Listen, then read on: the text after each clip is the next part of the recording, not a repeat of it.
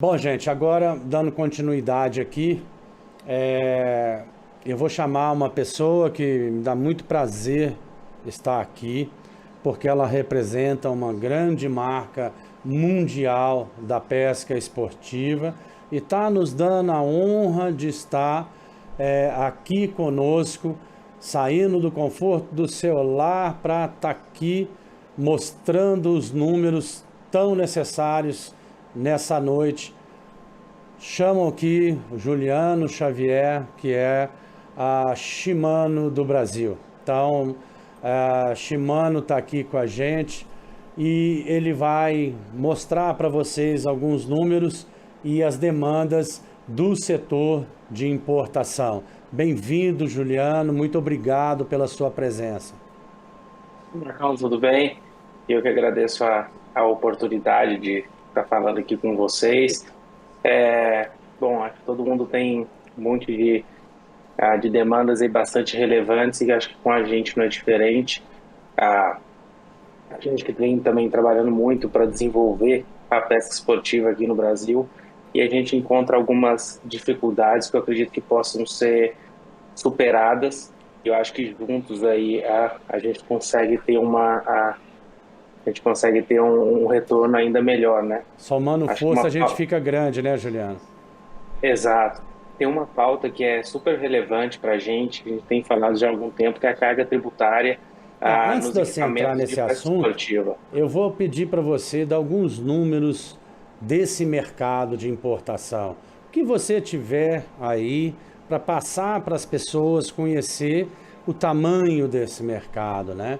Aí nós vamos entrar nessa demanda aí que é essencial para desenvolver, alavancar o mercado da pesca esportiva. Por favor. Tá. Hoje o mercado de pesca esportiva aqui, eu falando de varas, carretilhas e molinetes, tá? Especificamente desses três componentes, ele é de produtos majoritariamente importados, né? O Brasil tem já há alguns anos não tem uma produção local que é bastante relevante. E a gente está falando aí de números gerais, tá? O último que a gente tem, que já consolidado, que é do ano de 2021, de cerca de mais ou menos 10 milhões de dólares a custo de importação. Isso daí é a preço de varejo um pouco mais. Mas então é um mercado bastante relevante. A gente, como Shimano aqui, a gente estima que no Brasil a gente tenha mais de 2.000 lojas que estejam focadas na pesca esportiva, ou seja, que atendem o nosso pescador e que fomentam muito essa indústria. Acho que há pouco estava falando de como a economia gira com a pesca esportiva e tem toda uma cadeia, tem todo um ecossistema aí para fazer a pesca esportiva funcionar, e as lojas têm um papel fundamental nisso, junto com as operações de pesca. Enfim, é toda uma Perfeito. indústria, são números bastante expressivos, né, que a gente tem aí na Como, né, indústria Juliano? local. Exato, e quando a gente olha assim, o Brasil e o potencial pesqueiro que a gente tem aqui no Brasil, e a gente olha outros países no mundo, que a gente fica falando, caramba, tem muita coisa para a gente fazer, o Brasil pode crescer muito. E só a título de curiosidade, o mercado americano, que é talvez hoje o maior mercado globalmente falando de pesca esportiva, a gente está falando de mais de meio bilhão de dólares ano.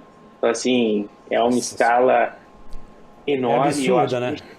é absurdo, mas eu acho que a gente tem que sonhar que a gente pode chegar lá, porque a gente tem, enfim, a gente tem recursos naturais muito fortes para isso, tem uma população super grande também, E eu acho só que que é a até gente tem, mais recurso hídrico do que eles. sem dúvida, sem dúvida, acho que aqui a gente tem um potencial enorme, e você vai para outros países, às vezes muito menores, como a Austrália, por exemplo, que tem uma população muito menor do que a nossa, o mercado que chega a ser quase 5 vezes maior do que o nosso. Então, assim, acho que a gente tem caminho para desenvolver. Eu acho que essas iniciativas que vocês têm puxado aí são super importantes para isso.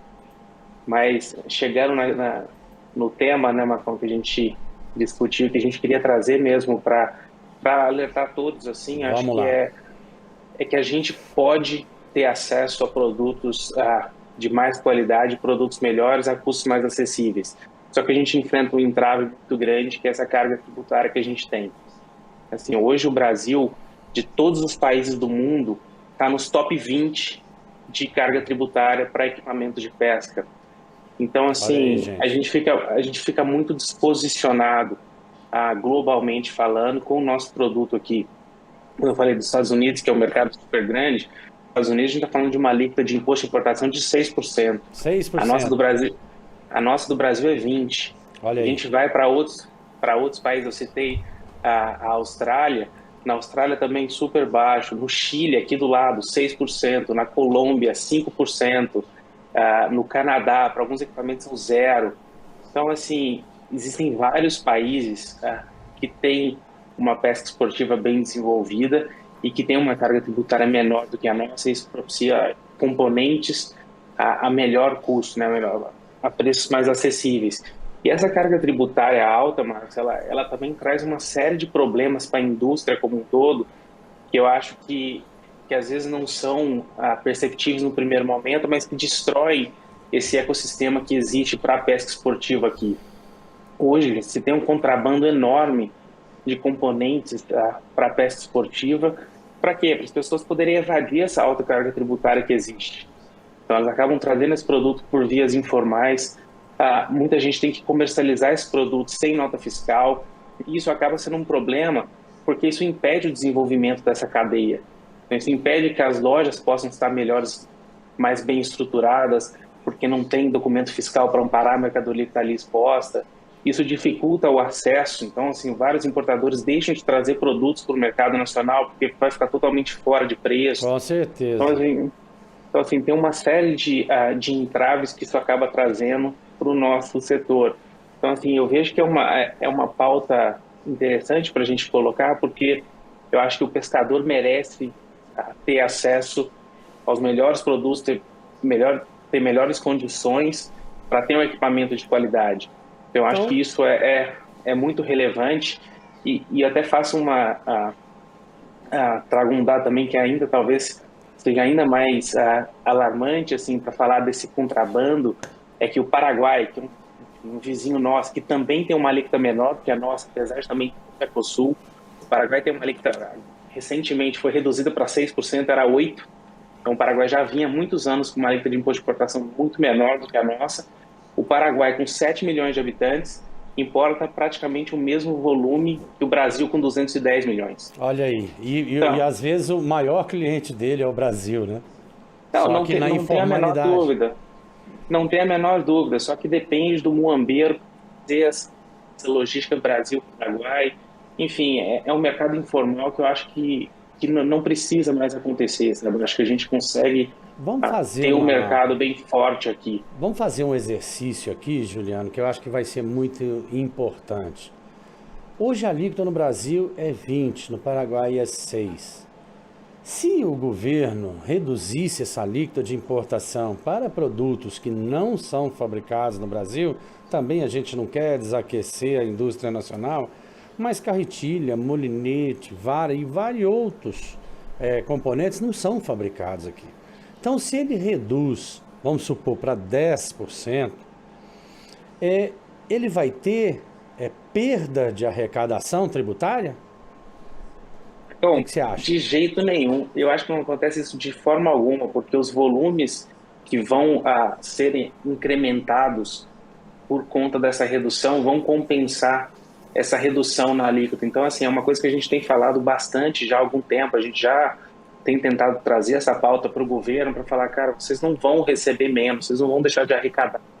Eu não tenho Porque dúvida a que se a gente... tônica do governo é essa, né? Se for mexer na arrecadação fiscal, queda, não tem chance. Então, quer dizer, mesmo reduzindo, o governo iria arrecadar igual ou mais, além de Sim, gerar produção na cadeia produtiva. não, sem dúvida, porque a gente conseguiria compensar os volumes. Eu estou falando assim, sem sombra de dúvida, tudo isso que vai para o Paraguai, que não é para o mercado local paraguai, isso muda para o Brasil. Fora outro tipo de comércio, que às vezes o importador deixa de trazer, ou então, em alguns casos, ainda tem gente que traz subfaturado. Enfim, isso gera uma perda fiscal para o Brasil muito grande. E aí vamos falar da cadeia toda. Então, assim, acho que a gente consegue compensar essa perda, essa eventual perda de uma redução de imposto com aumento de volume. Eu acho que, e mais importante que isso, eu acho que assim, a gente tem muitos pescadores no Brasil, é uma turma enorme, e eu acho que esse pessoal merece sempre ter produto de qualidade com preço acessível. Acho que esse é o grande ponto. A gente não tem que ficar pagando o sobrepreço no Exatamente. produto, sendo que a gente consegue, que a gente merece ter produtos bons a preços mais acessíveis, sabe? Acho que a gente vai consumir muito mais, acho que a gente vai trabalhar mais ainda em prol da pesca esportiva. Eu acho que todo mundo, todo esse ecossistema aí, que são muitas pessoas, a gente está falando assim de realmente muita gente. Você imagina, cada loja, quantas pessoas Exatamente. emprega, cada operação pesqueira, quantas pessoas emprega. Então, cada pesqueiro que existe também Brasil afora, cada operação que tem, assim, é muita gente envolvida, e eu acho que isso daí, se a gente tem um comércio local forte, eu acho que isso daí vai ajudar muito o país como um todo a se desenvolver, sabe? Com certeza. Juliano, então quer dizer que nós temos uma demanda do setor de importação exatamente para buscar a redução dessa alíquota para um valor que estimule a economia. Vai gerar mais emprego, não vai gerar falta de arrecadação, diminuição na arrecadação federal. Cara, muito bom. Esse assunto aqui vai longe. Foi um prazer te tratar aqui conosco, ter, ter um carinho de estar aqui conosco até essa hora. Obrigado de coração e pode contar conosco que nós vamos buscar isso aí junto ao Ministério da Economia. Muito obrigado, meu amigo. Eu que agradeço, Marcão. Obrigado. Nada, querido. Tá umas ordens.